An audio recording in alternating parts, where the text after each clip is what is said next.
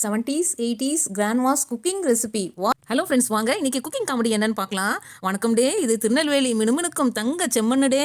என் எக்ஸ்பீரியன்ஸில் சொல்கிறத கொஞ்சம் கேளுங்க டே.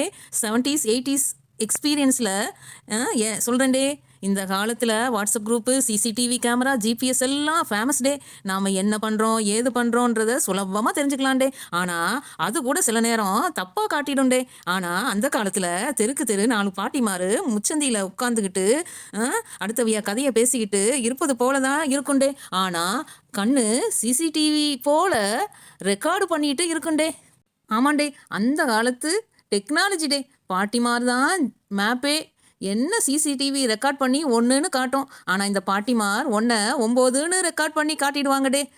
பக்கத்து வீட்டு மருமக மாசமாக இருந்தா அடுத்த காரவியகிட்ட வந்து உங்கள் மருமக எத்தனை மாசண்டேன்னு கேட்டு மாசமாக்கி பிள்ளைய பத்து குழந்தைக்கு பிறந்த நாளே கொண்டாடிடுவாங்கடே. வாங்க இன்னைக்கு அந்த காலத்து பாட்டிமா ஸ்டைலில் தக்காளி தொக்கு, வேர்க்கடலை ஆட் பண்ணி வேர்க்கடலை சட்னி எப்படி செய்கிறதுன்னு பார்க்கலாம். வாங்க. ஒரு கடாய் எடுத்துக்கோங்க. கடாய் எடுத்துகிட்டு அதில் 2 டீஸ்பூன் எண்ணெய் ஊற்றிக்கோங்க. எண்ணெய் ஊற்றினதுக்கப்புறம் நல்லா எண்ணெய் காஞ்சதுக்கப்புறம் சீரகம் ஒரு 1/4 டீஸ்பூன் போடுங்க. பொரிஞ்சதுக்கப்புறம் அதில் ஒரு 4 வெங்காயம் போட்டு நல்லா வதங்கினதுக்கப்புறம் தக்காளி ஒரு 6 தக்காளி போடுங்க. அதுவும் நல்லா கட் பண்ணி போடுங்க. அது நல்லா வதங்கினதுக்கப்புறம் இஞ்சி பூண்டு பேஸ்ட்டு ஒரு 1/4 டீஸ்பூன் போட்டு நல்லா வதக்குங்க.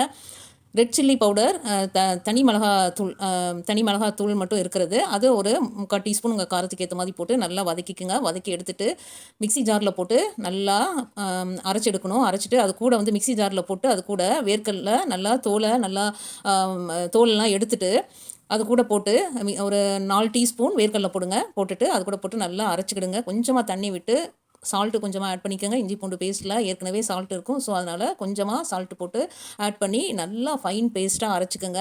ஃபைன் பேஸ்ட்டாக அரைச்சதுக்கப்புறம் ஒரு கடாயில் எண்ணெய் ஊற்றி அதில் கடுகு போட்டு கருவேப்பிலை போட்டு நல்லா பொரிஞ்சதும் நெக்ஸ்ட்டு நம்ம பொடி பொடியாக பூண்டு கட் பண்ணி வச்சுக்கோங்க. பூண்டை போட்டு பூண்டும் நல்லா பொரிஞ்சு வரட்டும். பொரிஞ்சு வந்ததுக்கப்புறம் அந்த நல்லா பொரிஞ்சதை கடுகு, கருவேப்பிலை, பூண்டு போட்டு நல்லா பொரிஞ்சு வந்ததை நம்ம ஏற்கனவே அரைச்சி வச்சுருக்கோம்ல வேர்க்கடலை எல்லாம் போட்டு அந்த சட்னியில் ஊற்றணுங்க. ஊற்றினா சுவையான மணமணக்கும் டேஸ்டான ஒரு தோசைக்கு 5 தோசை சாப்பிடுவாங்க பிள்ளைங்க. வாங்கி கேட்டு சாப்பிடுவாங்க. அவ்வளோ டேஸ்ட்டாக மணமாக இருக்கும். இது எங்கள் பாட்டி காலத்து ஸ்டைல் வேர்க்கடலை தக்காளி சட்னி. இதை ட்ரை பண்ணி பாருங்கள் ஃப்ரெண்ட்ஸ். ட்ரை பண்ணி பார்த்துட்டு எப்படி இருக்குன்னு சொல்லுங்கள். தேங்க்யூ.